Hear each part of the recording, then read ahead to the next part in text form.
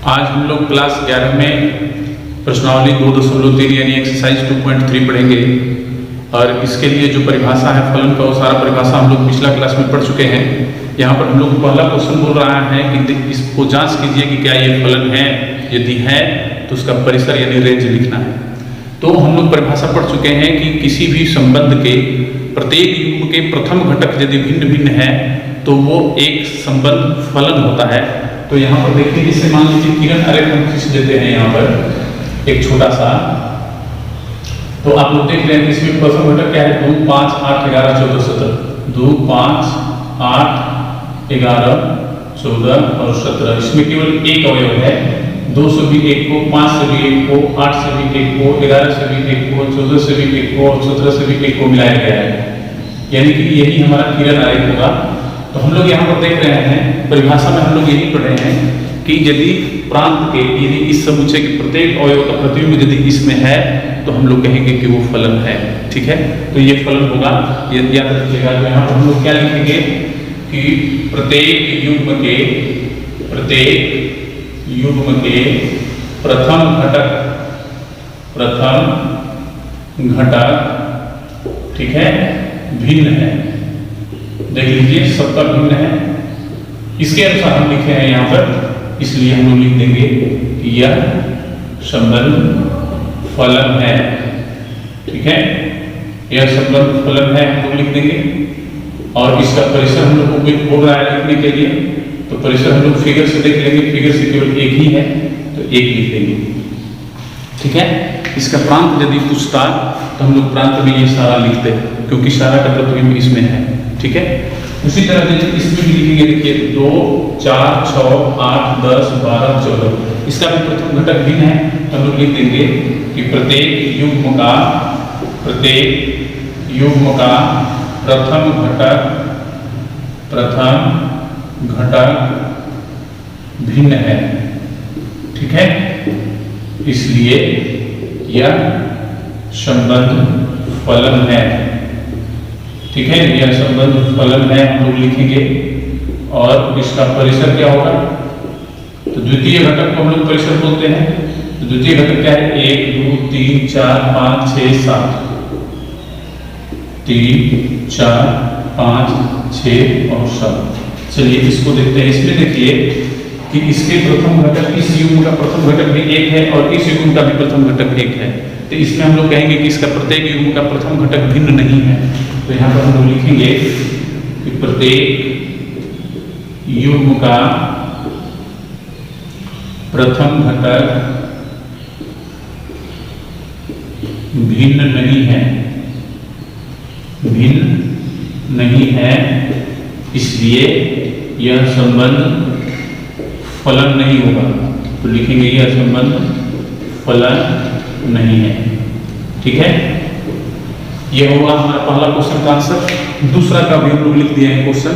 इसमें क्या करना है, प्रांत और परिसर निकालना है। प्रांत का मतलब वैसा मान, x का वैसा मान जो इस फलन में रखे तो वो मान पर वो फलन परिभाषित हो जाए, उसको हम लोग प्रांत कहते हैं।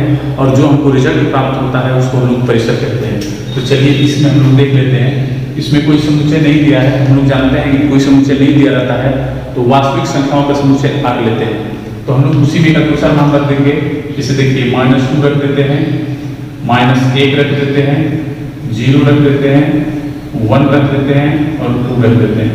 ठीक है, इसी से हम लोग को सारा प्रांत और परिसर मिल जाएगा। इसके बाद डाउनलोड कर देते हैं। ठीक है, अब इसमें ध्यान दीजिए कि हमारा फंक्शन है माइनस मापांक में x। ध्यान दीजिएगा, और हम लोग जानते हैं कि मापांक में माइनस होता है तो प्लस हो जाता है, लेकिन बाहर माइनस है तो क्या हो जाएगा, -2। ये तो प्लस हो गया, लेकिन बाहर माइनस है तो माइनस लग गया। उसी तरह इसको भी -1 को हम लोग लिखेंगे तो क्या मिलेगा, -1 मिलेगा। 0 को लिखेंगे तो क्या मिलेगा, 0 मिलेगा, क्योंकि 0 तो दोनों चिन्ह रखता है, प्लस और माइनस दोनों। उसके बाद 1 रखेंगे तो हमको -1 मिलेगा। 2 रखेंगे तो हमको भी -2 मिलेगा, यानी कि पॉजिटिव का तो पॉजिटिव निकलता ही है। बाहर माइनस है, इसके चलते माइनस लग गया सब में। तो हम लोग देख रहे हैं कि प्रांत में हम लोग सारा मान रखेंगे। इसका प्रांत हम लोग क्या लिखेंगे, इसका प्रांत हो जाएगा r, यानी कि हम लोग सारी संख्या के लिए ये फलन जो है वो परिभाषित है, तो इसका प्रांत r हो जाएगा।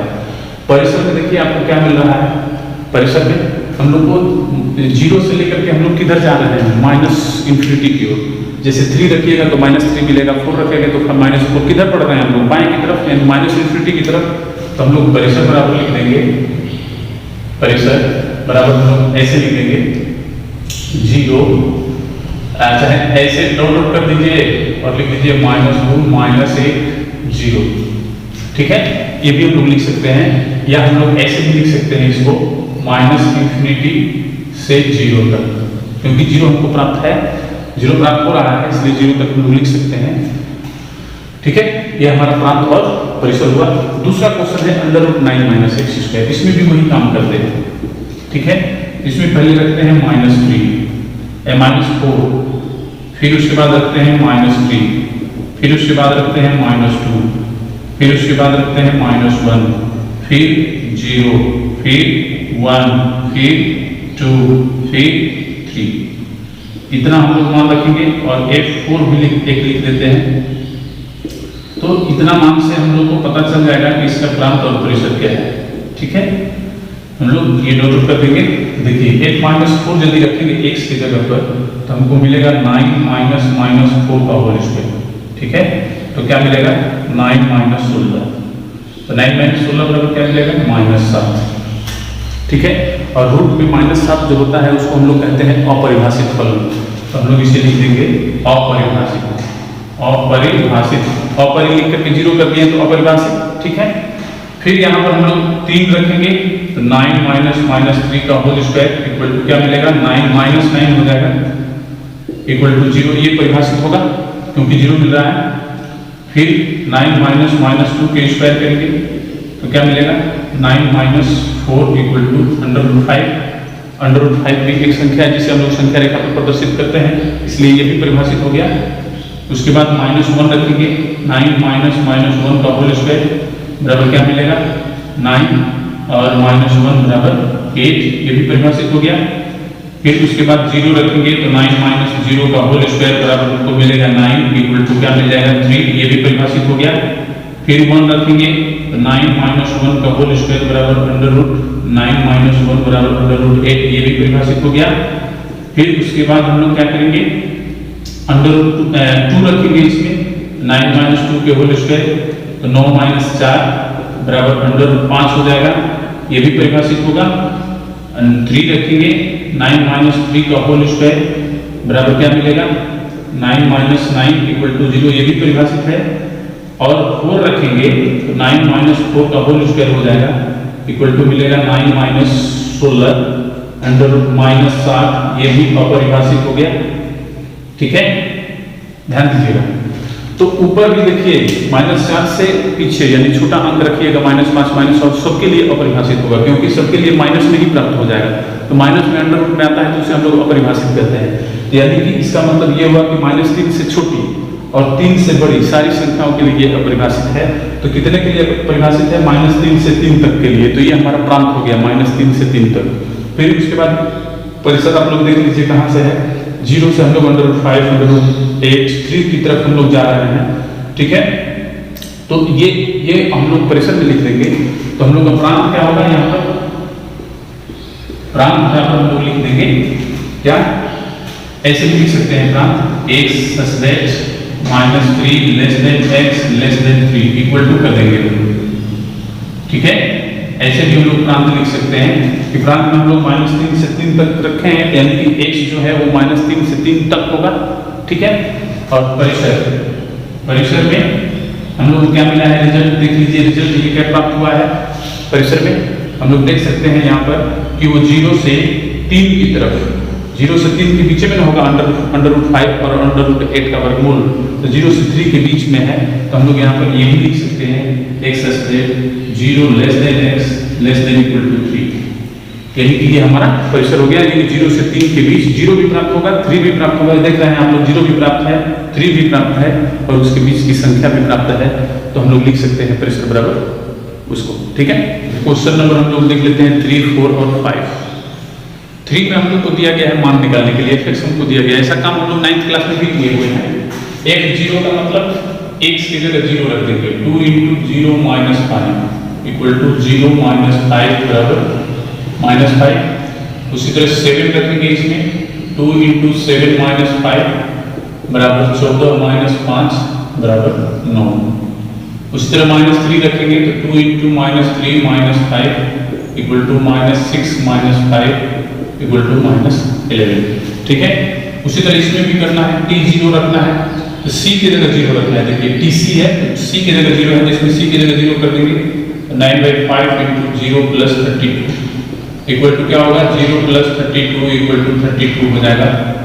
फिर उसके बाद हम लोग T28 लिखेंगे, T28 सी की जगह पर 28 रखेंगे तो यहाँ पे 28 हो जाएगा 9/5 इंटू 28 प्लस 32।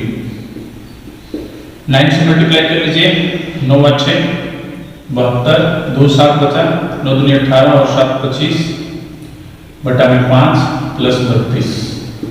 यहाँ पर एलसीएम ले लीजिए 5, 252 प्लस 5 दूनी 10 और 25 15 1 16 हो गया। यहाँ पर दोनों को जोड़ देंगे हम लोग, 0 और 2 हो जाएगा, 5 और 6 11 और 2 3 4 हो गया, 412/5।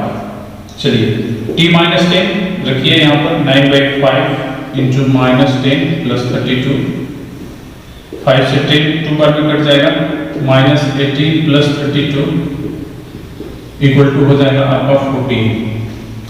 चलिए यहाँ पर देखिए लास्ट जो क्वेश्चन है, टीसी बराबर 212 दिया है, इसमें हम लोग को सी का मान ज्ञात करने को बोल रहा है। तो टीसी के जगह पर टीसी हम लोग रख देंगे यहाँ पर, तो हो जाएगा 9c/5 प्लस 32 इक्वल टू 212। ठीक है, फिर यहाँ पर 9c/5 इक्वल टू 212 में से हम लोग 32 घटा लेंगे तो हमको मिल जाएगा 9c/5 इक्वल टू 2 में से 2 गया 0, फिर उसके बाद 11 में से 8 गया 3। ठीक है, 11 में से 3 गया 8 और ये बचा 180। फिर यहाँ पर हम लोग आ जाते हैं, बाई क्रॉस मल्टीप्लिकेशन करेंगे या 9 से पहले कटा दीजिए, 9 से ये एक बार में कट जाएगा, ये 9 से 20 बार में कट जाएगा, तो c/5 इक्वल टू 20 मिल गया। बाई क्रॉस मल्टीप्लिकेशन कर देंगे तो c बराबर 100 हो जाएगा। यही हमारा आंसर होगा। क्वेश्चन नंबर 5 में हम लोग को 3 क्वेश्चन दिया गया है और बोल रहा है कि इसका परिसर लिखिए। तो परिसर लिखना अभी भी हम लोग पिछला तीसरा नंबर क्वेश्चन में देख चुके हैं, प्रांत और परिसर लिखना, ठीक उसी तरह इसमें भी लिखेंगे।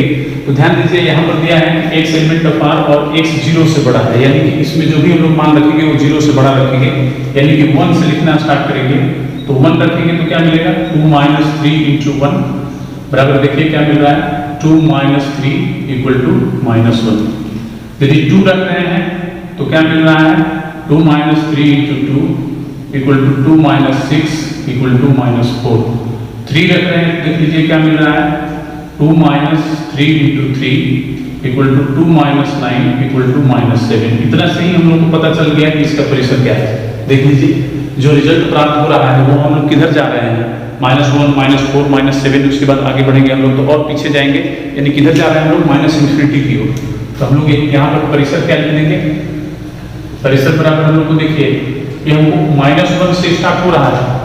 हो सकता है कि x > 0 में 1 ही नहीं होता है, 1 0 और 1 के बीच बहुत सारी संख्याएं होती है, तो उस संख्या को भी यदि हम लोग लेंगे तो ध्यान दीजिए यहाँ पर हम लोग क्या लेंगे, तो यदि यहाँ पर x > 0 लेते हैं तो यदि 0 पर लेंगे तो 2 मिलेगा, x का मान यदि 0 रखते हैं तो 2 मिलेगा, यानी कि 2 से -∞ के बीच का होगा। 2 तो प्राप्त नहीं होगा इसमें, लेकिन 2 से -∞ के बीच का होगा। तो पहले -∞ हम लोग लिखेंगे बाएं साइड में और उसके बाद 2 लिख देंगे, ये हमारा परिसर हो जाएगा। ठीक है, चलिए अगला क्वेश्चन है, यहाँ पर दिया है x एक वास्तविक संख्या है। तो यहाँ पर हम लोग देख रहे हैं कि इसमें कोई भी संख्या यदि हम लोग रखेंगे इसमें तो वो पॉजिटिव हो जाएगी, धनात्मक हो या ऋणात्मक हो। जैसे मान लीजिए एक अंक दिखा देते हैं आपको, -1 रखते हैं तो -1 के स्क्वायर प्लस 2 बराबर क्या हो जाएगा, 1 + 2 3। फिर उसके बाद 0 रखेंगे तो क्या मिलेगा, 0 के स्क्वायर प्लस 2 इक्वल टू 3 है 2। फिर उसके बाद 1 रखेंगे तो वही दोहराएगा, अब 1 के स्क्वायर प्लस 2, ऊपर वाला देखिए दोहरा रहा है, उसी तरह इधर आप -2 रखिएगा तो 4 + 2 6 हो जाएगा, यहाँ 2 रखेंगे तो 4 + 2 6 हो जाएगा, यानी कि एक ही मान को दोहरा रहा है ऊपर भी और नीचे भी। तो इतना मान से ही हमको पता चल जाएगा कि इसका प्रांत और परिसर क्या है। तो प्रांत में तो सारे संख्या आ जाएंगे, हमको प्रांत को लिखना नहीं है, यहाँ पर हमको परिसर लिखना है, रेंज यानी परिसर बराबर हम लोग क्या लिखेंगे, यहाँ पर दिखाई दे रहा है परिसर बराबर हम लोग क्या लिखेंगे, देखिए इसी को देख करके हमको लिखेंगे। तो मान लीजिए कि 2 रखेंगे तो हम लोग को 6 मिल रहा है, 3 रखेंगे तो 11 मिल रहा है, यानी किधर बढ़ रहे हैं हम लोग, प्लस इंफिनिटी की तरफ। और कहाँ से, सबसे न्यूनतम मान क्या है 2, तो हम लोग यहाँ पर लिख सकते हैं 2 से प्लस इंफिनिटी। ठीक है, ये हमारा परिसर हो गया। चलिए ये तो फंक्शन आप लोग जानते हैं, आइडेंटिटी फंक्शन है, तत्सम फलन। और इस फलन में हम लोग जो मान रखेंगे वही मान प्राप्त हो जाएगा, क्योंकि x है। तो जैसे देख लीजिए -2 रखेंगे तो -2 मिलेगा, -1 रखेंगे तो -1 हो जाएगा, 0 रखेंगे तो 0 हो जाएगा, 1 रखेंगे तो 1 हो जाएगा, उसी तरह 2 रखेंगे तो भी 2 मिलेगा। यानी कि ऐसा फंक्शन आइडेंटिटी फंक्शन कहलाता है। और आप लोग को आइडेंटिटी फंक्शन का प्रांत और परिसर दोनों लिखवा दिए हैं, प्रांत r होता है और परिसर भी r होता है। तो यहाँ पर हम लोग लिख देंगे परिसर यानी रेंज = r, यानी सारी संख्याएं प्राप्त हो रही है, जो संख्या हम इसमें रखेंगे वही संख्या हमको प्राप्त होगी, तो उस स्थिति में उसका परिसर r होगा। इस प्रकार हम लोग ये एक्सरसाइज खत्म कर चुके हैं। इसके बाद मिसलेनियस एक्सरसाइज है वो हम लोग अगले क्लास में देखेंगे। आज के लिए इतना ही, धन्यवाद।